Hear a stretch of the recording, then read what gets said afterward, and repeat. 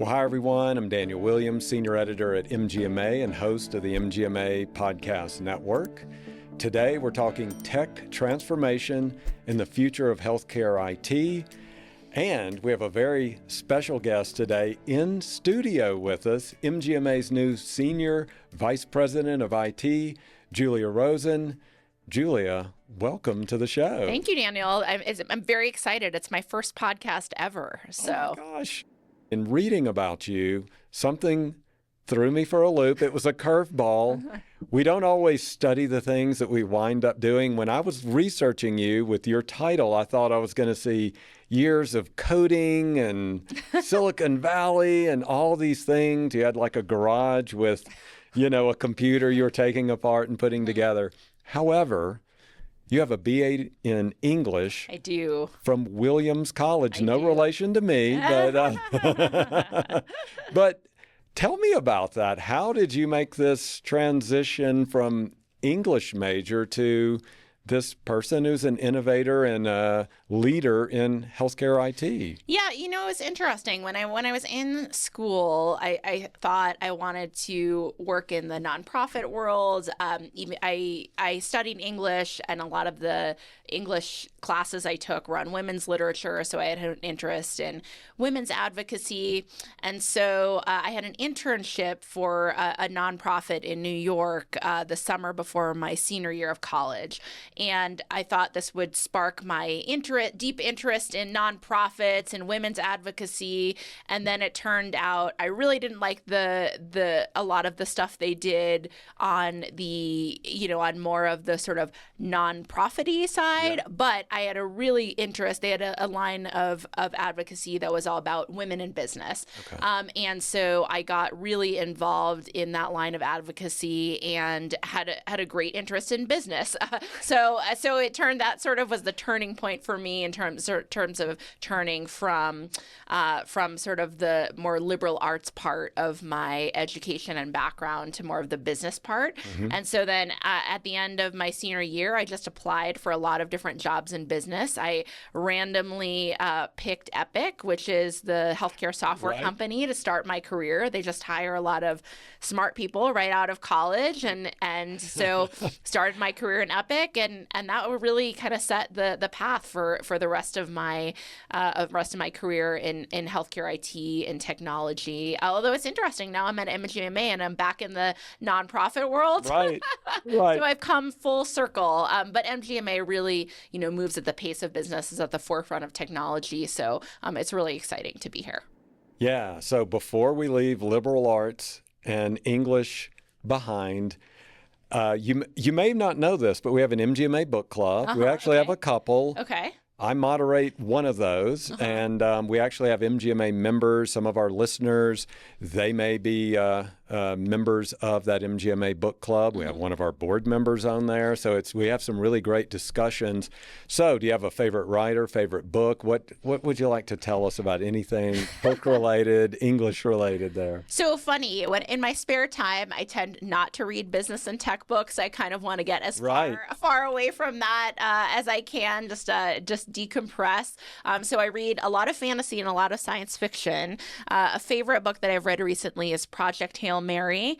Okay. So it's a science fiction book, really, really great book. And all I can say about it, I don't want to, no spoiler alerts, but it just has the best ending. I think I went back and reread that ending 3 or 4 times. So if you like science fiction and you like books with great endings, read Project Hail Mary. Okay, Project Hail Mary. If my memory serves correct, I believe it's by the same author of The Martian, correct, which was made into a very popular movie starring Matt Damon. Yes, and apparently they're going to make a movie of Project Hail Mary, which I'm a little tenuous about because I loved the book so much. I'm a little scared at what the movie's going to do, but we'll see. Oh, goodness. Okay. Well, good. I'm glad we got to talk about that. I was even going to try to say the author's name. I think the last name may be Ware, but I'm not even sure about that. I could be wrong, but it is by the author of The Martian. It is, so. Yeah. I can't think of it off the top of my head, but it's Googleable. That is it. That is it. Okay, so we're going to talk about where you've been previously, and then we're going to get to MGMA. So in looking at your CV here, you were CIO at PeraHealth, CTO at Centura Health, even, and this really caught my attention, you even helped launch Colorado's COVID mass vaccination tech. I'm just going to start there. Tell us, what was that like? Yeah, that was just a great example of partnerships between health systems, between the city, and another nonprofit called COVID Check Colorado. So Centura was nominated or bid on the running of those mass vaccination sites with COVID Check Colorado, and it was really interesting because no one had ever done this before. Okay. So COVID Check brought some of the technology, Centura brought some of the processes, and obviously the clinical portion of it, and then so I helped organize that. But one of the things I also helped organize was a call center for people who wanted to register for mass vaccination at these sites. And it was so interesting because, we had to answer tech questions, but then people would also call with healthcare questions or with questions about resources in the city. So from a call center, a technology, a call routing perspective, we had to plan for all these scenarios for people calling the call center for reasons that weren't necessarily directly related to the registration technology. So I had to partner very closely with this nonprofit, with officials all over Colorado. And it was just a great example of how quickly you can stand up something when the need is really there and when those partnerships work really well. That was a remarkable effort, and congratulations on that. So let's talk about that. You talked about being at Epic. I mentioned your roles at PeraHealth, Centura Health. So you've had a wide variety there. What are some of the lessons that you've learned that you're bringing over to MGMA and those MGMA members who are our listeners to the podcast? I think one of the biggest lessons is when you talk about technology and how you use technology, you really have to adapt it to the maturity of the organization that you're at, right? Okay. So a big healthcare system like Centura, they have a lot of legacy technology, and they're really looking to push towards innovation and the patient experience. A smaller organization, PeraHealthcare is a post-acute company, and it's a newer organization, smaller organization. So a lot of it is really just standing up the basics around, do people have the devices that they need to operate well in the field? And then, I've spent a lot of time in consulting, and, when you're consulting, you're going to have people all over the map. So I think what's so critical is looking at what is the business problem you're trying to solve within your specific organization, within your specific context, and let's try to solve that with the resources we have, right? So I think that's so critical, especially for, smaller practices out there that might be wondering what to do with technology. You don't have to read a million articles on the internet around AI. Look at a specific business problem that you're trying to solve in your office. Maybe you want patients to have an easier time registering, right? Maybe you want to be able to be a little bit more efficient so you can squeeze a couple patients in that day, and you're looking to just, automate some tasks. So identify a real business problem that you're trying to solve with technology and that's relevant to you, and then work to solve that problem versus looking at, all the major tech trends out there and trying to fit that to your practice or your business. Okay. I'm going to ask you, I don't know if it's a loaded question, but it's an important one that I ask a lot of people who are on the tech side of healthcare. But we were already heading toward where we are now, but with the pandemic, we were isolated. We really started communicating through Zoom meetings and other platforms like that. We also got to a place where it's very easy to shop online. We do, as consumers, as patients, whatever it might be, we've seen this ease of use, whether it's an Amazon or whether it's when I order my Starbucks tea ahead of time and it knows my order and I just plug it in again. There's this ease of use. How does healthcare compete against that? And that was the loaded part of the question, because that's the expectation that consumers or patients have now. We want it now, and we don't want to wait around. And we're used to this from these other retailers. why can't healthcare do this? And when they do, we go, voila, see, you did do it, and you brought it to me. Where are we in that field now? I think a couple things. We should be able to get there, right? The technology is there. I think there's always going to be challenges with competing priorities around investments in technology. You know, do you invest in technology to improve care delivery, or do you invest in the patient experience online? So I think part of it is just competing priorities. The technology is there. So I think healthcare systems and organizations just have to decide the relative priority of something like creating an amazing online patient experience versus some of the other options for healthcare funds, especially now when there are a lot of cuts in some areas. So I think that's number one, is just choosing to prioritize it, and it may not always be the right answer, right? But the technology is out there, the technology is there. And then I think part of it is just some education for patients and consumers of care. I do think that that obviously the privacy and the complexity of healthcare records always will put a little bit more of a challenge on creating a seamless consumer experience. So I think people also have to understand that that's part of the expectation to secure privacy. You won't always have as much, I'll call it, interoperability as you would on the retail side. So I think it's a combination of both. It's prioritizing the dollars. It's setting expectations around why things do have to be a certain way for patients from a privacy perspective. So it's a little of both, but the technology is there. I think it's just a matter of choosing to invest and also educating patients on where there may be some limitations. Okay. I'll ask you one more question in that field, and then we'll get into your vision for MGMA. But in the MGMA book club, we just finished a book called Every Conversation Counts. And it was actually written by Riaz Medji. He was a keynote speaker for us at our recent leaders conference. And number one was, don't let technology get in the way of really, you and I, even though I have a computer to the side of me, but we're communicating with each other. We're making eye contact. It's all these things we do as human beings. Technology allows us to connect and communicate, but sometimes we hear this a lot from patient surveys and from some of the companies that we partner with. But patients don't want to have that doctor or that clinician come in and then have their head down looking at the iPad the whole time. They want to really have that empathy and that you really understand me as a patient and you're getting to know me as a patient.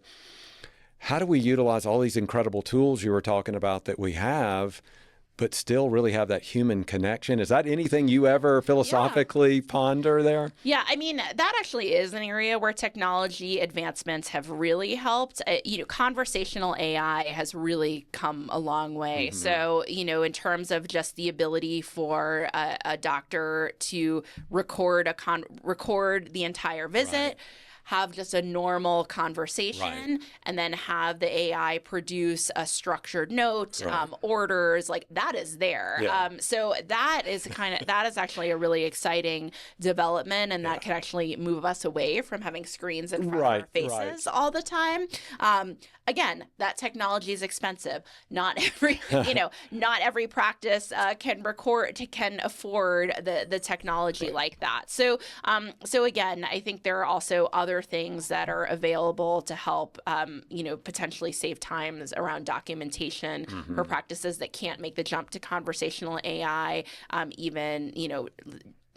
Programs like Dragon Medical One, where you can just speech to text can help save time. There's basic automation or intelligence that's built into a lot of EMRs that can help save time on documentation, so people can focus more on the patient. So I think there's sort of small steps that you can take to save time so you can focus on that conversation with technology. And then obviously there's the giant leap to, true conversational AI where you don't have to do anything and the AI does everything for you. And again, customize the tools that you want to use to enhance that to your practices, budget, ability to implement.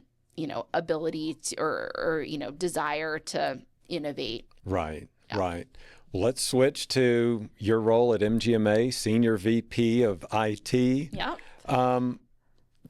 How long have you been there? 3 weeks, a month? What I are we think at? about a month. Yeah, Okay. almost exactly a month. That's I believe. fantastic. Yeah. So, what's your vision? What do you feel comfortable talking about right now? A month into your role there, but what's like an overarching goal you want to really achieve from that perspective for MGMA and its members? Yeah, I mean, I think the one most relevant to MGMA and its members is to create a better, just like what we were talking about with healthcare, create a better user experience for interfacing with our products and tools.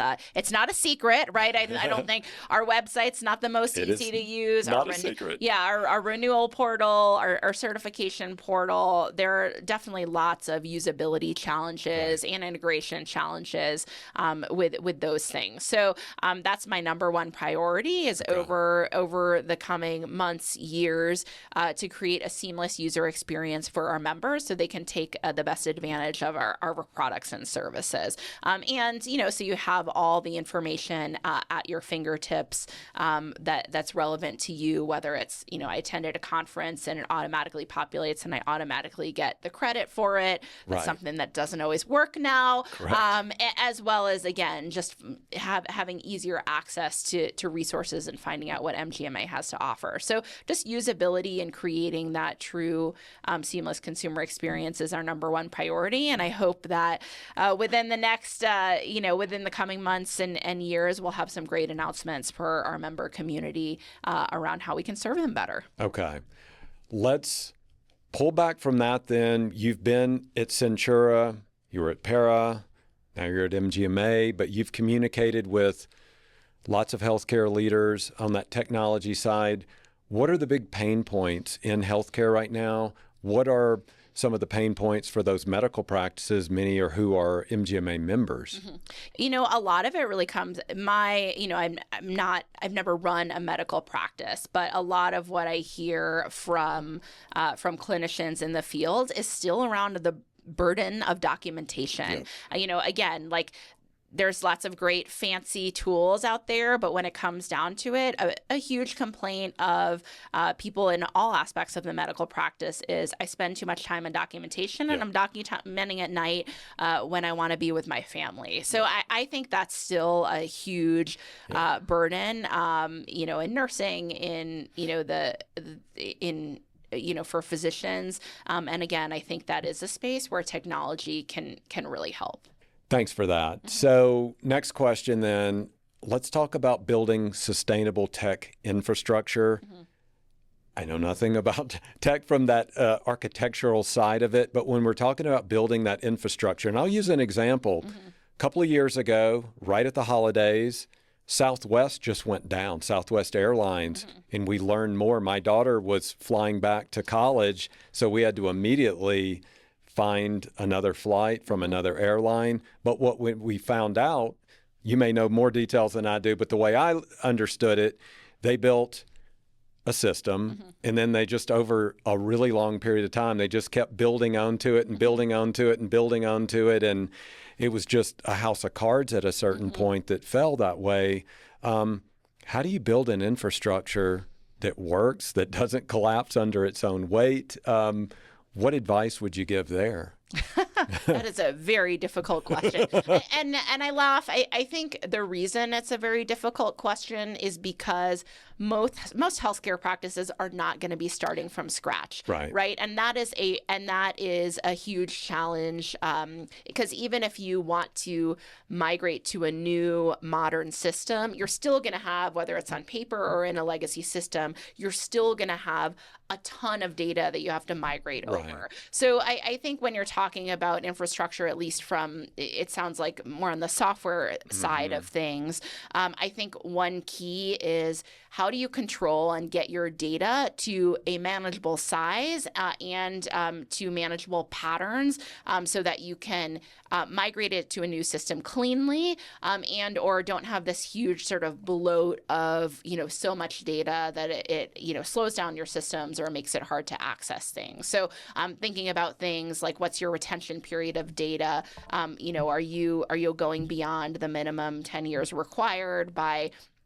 by government regulations, thinking about things like being very careful when you're migrating systems, being very surgical about what data you really need from a clinician perspective to access in the new system versus what can be in cold storage or an archival system that you just take from time to time. So I think that's going to be the big challenge in healthcare. Is it's so rare that you can just start cleanly with a new modern system. You have to do this legacy data migration. It's required. So I'm thinking really closely about how you can minimize the impacts of that migration to not overburden your system, as well as to make it easier for your clinicians to find the relevant information you need easily. Another aspect of that is the security of the data that you have. Change Healthcare, that breach occurred last year. It was huge. Got into, I believe, I want to look at my stats here, 100 million individuals, were impacted by that data breach. How do we protect ourselves against the cybersecurity threats from a medical practice perspective? Yeah, I think the biggest thing to think about is it's not if it's going to happen, it's when. It's a very common saying in cybersecurity. So really thinking about and taking actions around, in the case of ransomware, do we have immutable backups that are stored in an offsite location, and do we know how to restore from those? That's that piece is often overlooked, right? Yeah. Have we done things around practicing for a cyber attack? Tabletop exercises for if there were an incident of a breach, how do we recover? How do we communicate?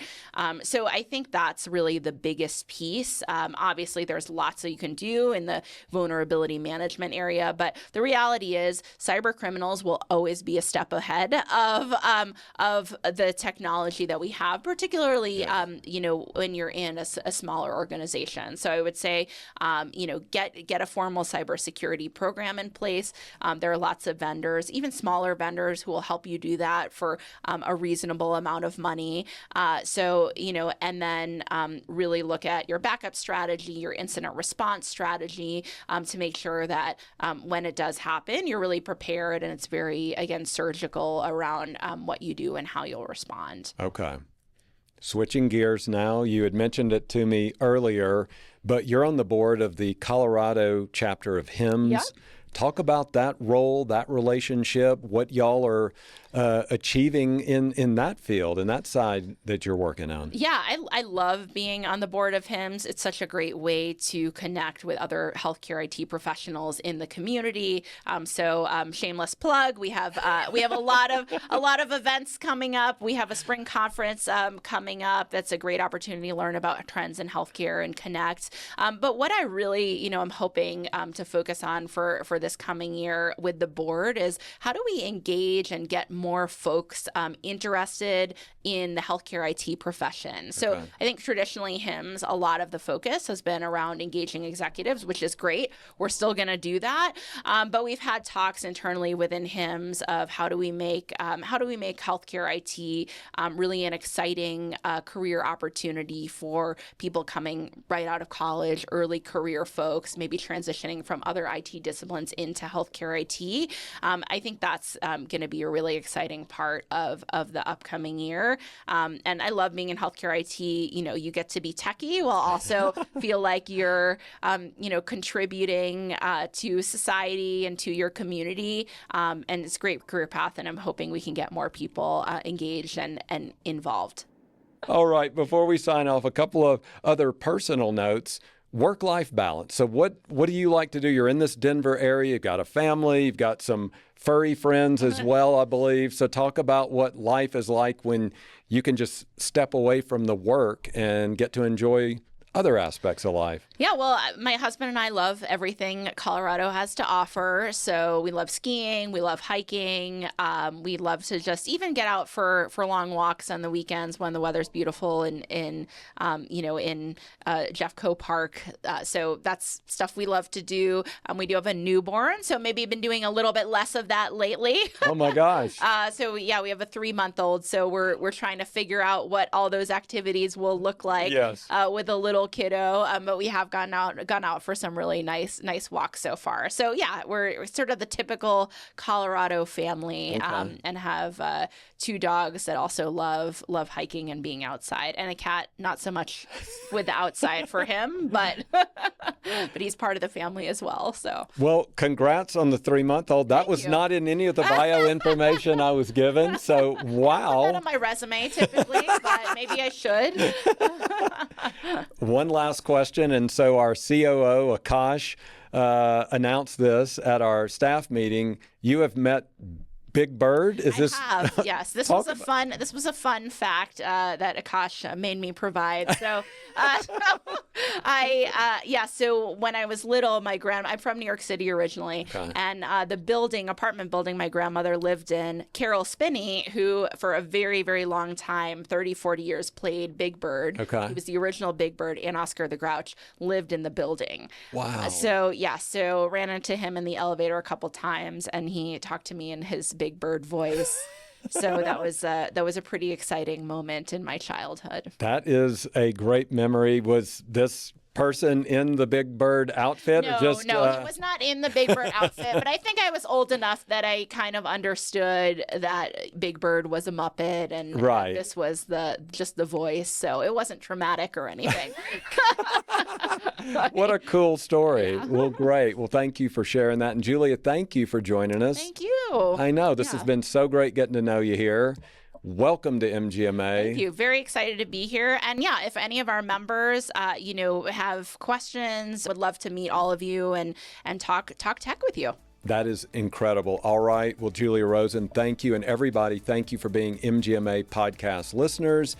We will put direct links to Big Bird and the mystery around that and everything else. Look it up on Wikipedia, I'm telling you. Yeah. We'll share that with y'all. So until then, thank you all for being MGMA podcast listeners. Thank you.